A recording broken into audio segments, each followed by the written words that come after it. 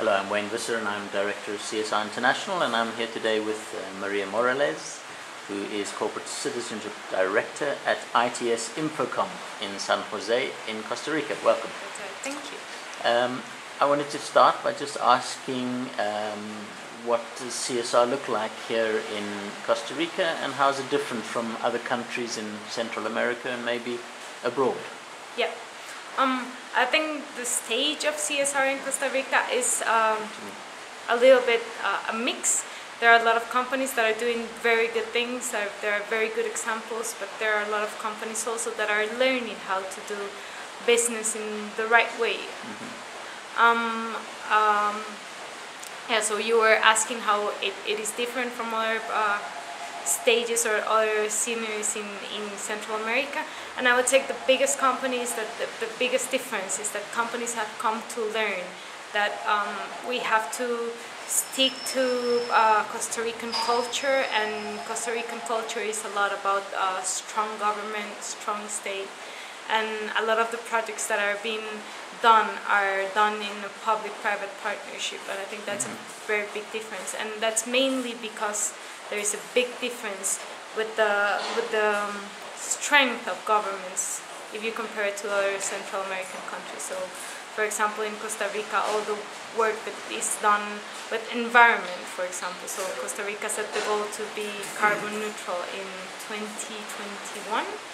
And it's the government that's leading the way, and companies are coming to follow what the government is trying to say. And I think much of the work that companies are doing is just like trying to be catalysts for development and helping government accomplish processes that government cannot do on their own. Same goes for education, for example. So projects are being developed with the Ministry of Education, and so I think it's very important to make the difference that companies are not trying to substitute what the government has to do, but trying to help the government to make up a more competitive environment for them to be more successful. And you're working in the IT industry. Yes. Are there any interesting things that are happening in that space? Well, yeah, I mean, education is it's a big challenge for IT companies. Investment in foreign investment and local investment in IT is being obstaclized by the availability of people who have the knowledge to work for these companies.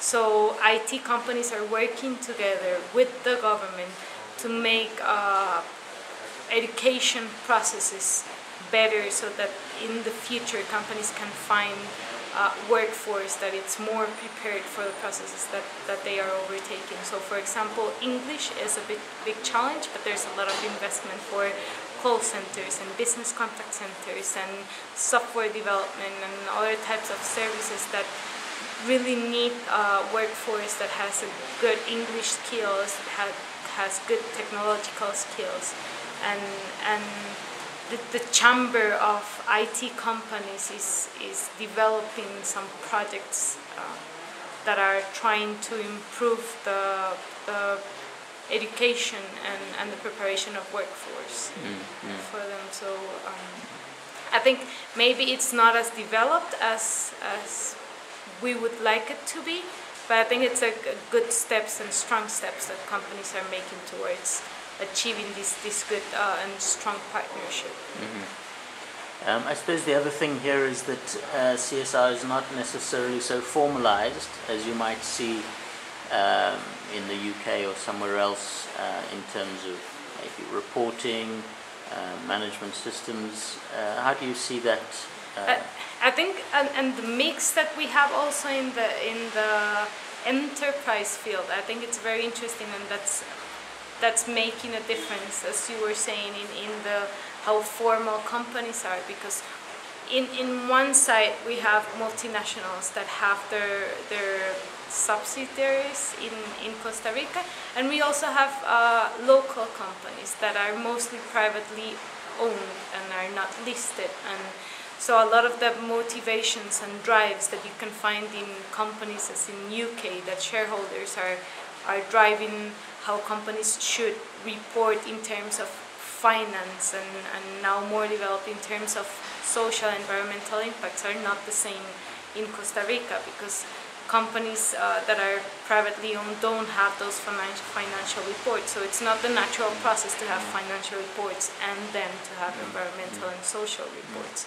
So I think a big challenge is that companies need to recognize that some of the things that they are doing are actually CSR, and they need to communicate the things that they are doing, and then in other sense also to have more formal processes so that they can institutionalize what they are doing, and it can last over the years, whether the owner is there or the owner is not there, and it can leave a legacy for the other people who are overtaking the company. Maybe these other people from the same family, maybe these managers that they hire, but to make sure that the motivations and the drives stay over time. Last question then, what would you say are the main drivers for CSR in Costa Rica? I would start to answer the question saying what the main driver is not. And I think it's not the market, and I think the market is a bit underdeveloped in that sense. People still care a lot more about price.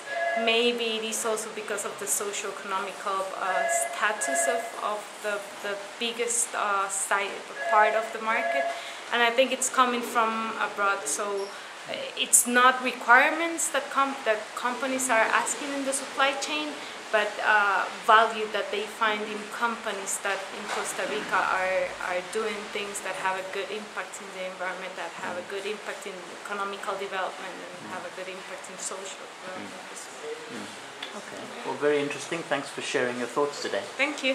Bye-bye.